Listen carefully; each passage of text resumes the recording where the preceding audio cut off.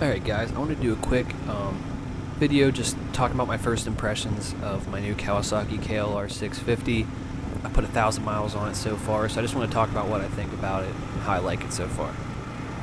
So we'll start with the pros. First thing is actually the power. Not really what you think about with a KLR, but it actually impressed me. Obviously it's not fast by any means. 34 horsepower, I didn't think it was actually going to be that quick. It honestly gets up to highway speed just fine. It's really all you need for acceleration. It's not enough to be like super exhilarating or anything, but it's enough to get you up to speed as quickly as you really need to be. So I think the power on it is just fine. Maybe you could use a little more, but I mean, what bike couldn't? I feel like at any point you're always gonna wish you had a little bit more power. It's just never ending. But yeah, so I'm actually pretty happy with the power of the bike. The other thing is the comfortable seating position. Not to be mistaken with the seat, which I'll get into later, but the seating position is pretty comfortable. Your back, I feel like, sits pretty well, the way my arms sit. I'm 5'7", so I'm really not that tall, so maybe if you're taller, you might need to raise the handlebars or the foot pegs, but for me, it is perfectly comfortable as it is. My arms don't hurt, my back doesn't hurt. Seating position is just great. Other thing is mods. Obviously, it's a KLR. There's tons of mods out there. Anything you want to do this bike, you can do it. Other thing is reliability. Then again, it's a KLR. Obviously, it's going to be super reliable. I honestly question if there's even a point of making this video. I feel like everybody knows what KLRs are and everything, like what they stand for. I feel like, I don't know. I feel like there's not a lot of research that needs to be done for these things. They just are what they are. It can be summed up in a paragraph. But if you're like me and you like watching reviews after you bought stuff, then maybe this might serve some purpose for some people, but whatever. So we'll go on to wind protection. It's honestly got great wind protection. Riding it in the cold, which I've been doing a lot this fall, it's keeps the wind off you for the most part. The engine actually puts out a lot of heat around your ankles and your calves, which kind of sucks in the warm weather, but it's just great when it's cold out, especially when you're only going like 40, 45. I can just feel that like hot air going up my pant legs. It's great. And obviously with a proper windshield, your chest is completely protected from the wind. The stock handlebar, like the hand guards, they do a great job of keeping the wind off your hands. And the thing is, you can actually buy bars that go behind those hand guards to actually like support them, so they're even more functional, which is something that I'm going to do because I want to keep these hand guards because they, like I said, do a great job keeping the wind off your hands. I can wear pretty thin gloves in pretty cold weather and still be very comfortable. Now I have the ADV model, and so the stock panniers I think are awesome. I can fit a lot of stuff in them. Probably go over the 11-pound weight limit a little bit, but I don't care. I think they function great. I put everything I need for work in them, which is like a bag, clothes, water, my lunch. I just load them full, and yeah, they can hold a lot of stuff. The other thing is the stock lights on the ADV model, the front fog lights. I think they work great. I don't really know if you even consider them fog lights, but I keep them on during the day to make my visibility better. I try not to keep them on around other people at night because they are kind of blinding. Like I can see right into people's car.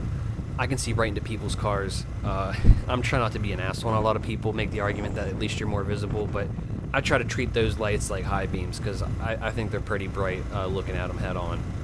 The other thing is it's cheap maintenance. It's a KLR. It's pretty cheap to work on the bike.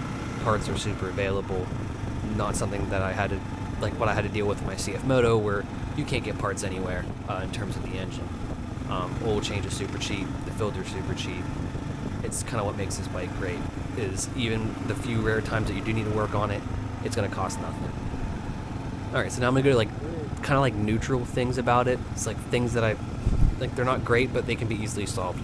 So the stock seat completely sucks, but as I've shown in another video, there's a really cheap option that you can do for a lowered seat. It's like a Chinese reduced reach seat that I bought just so I can touch the ground better because I'm only 5'7", like I said. It ended up being like incredibly comfortable. Like I thought it was going to be crappy, but whatever, at least I can reach the ground better until I can buy like an $800 seat. But no, it is super comfortable. So even if you don't really need reduced reach, even if you just want a cheap, comfortable option until you can figure out what route to go to for a more expensive seat, because if you do the research, you'll find that everybody has differing opinions. This seat sucks, no, this one's great, no, this one sucks, and it's just, I don't know. I don't want to spend $100 on a seat that I'm not going to like with a $100 restocking fee or whatever those prices are, but I'm not paying a bunch of money for a seat that I don't like.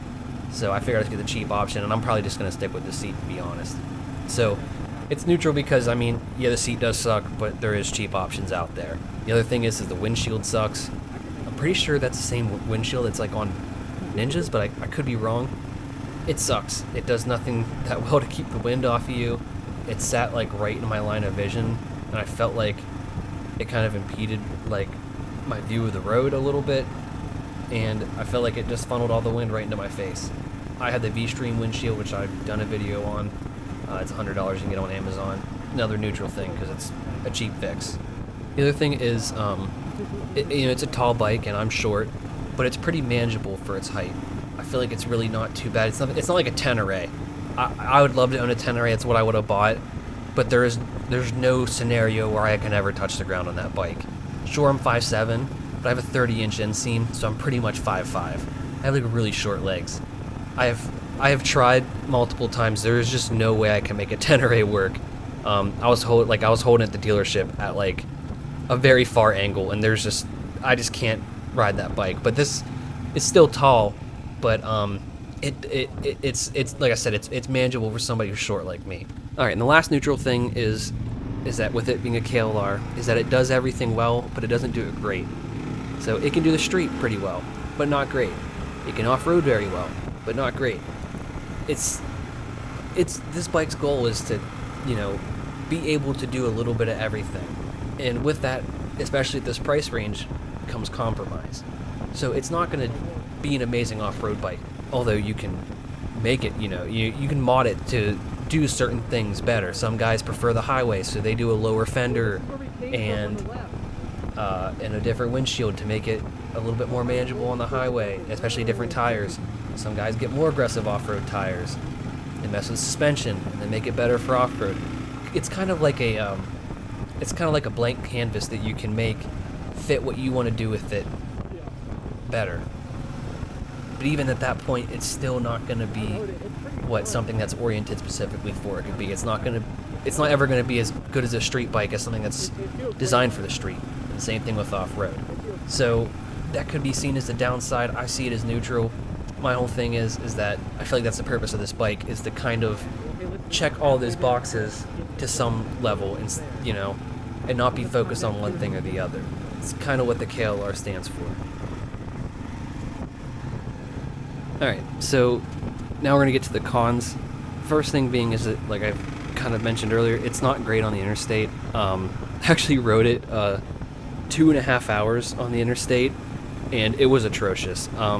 It's rough. It is very rough. It's not... Now, if you can cruise at 65, 70, it's not terrible. But it's when you start getting to 75, 80 is where it's kind of terrifying. So, if you're looking for something that you're going to ride a lot on the interstate, this probably is not going to be the bike for you. It can go on the interstate, which is... if you want something that just can go on the interstate when sometimes you need it to, then yeah, this is, this will be just fine. But like I said, a lower fender. Some guys even put like smaller fenders or even cut down the stock one.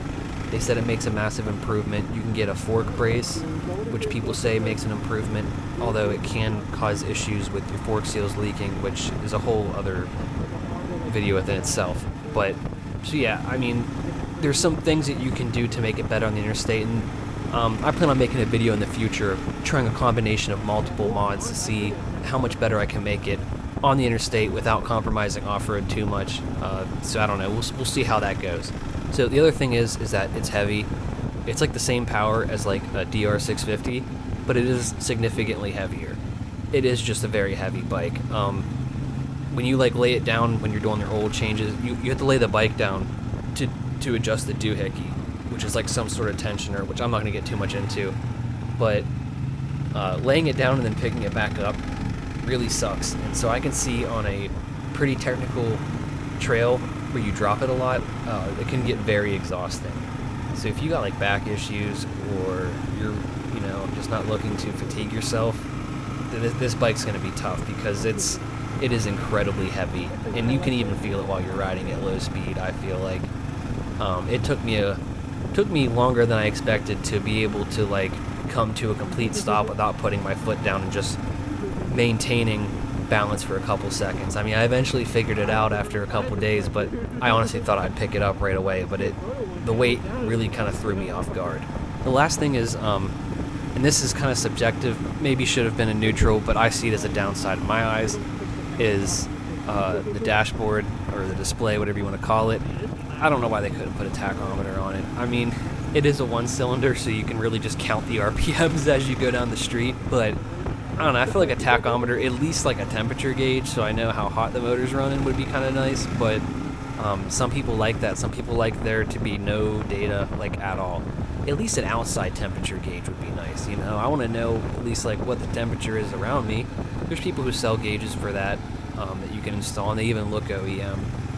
So it's not too big of a deal, but I kind of just wish it at least came with, like, an engine temp and maybe, like, or at least, like, an outside temp gauge.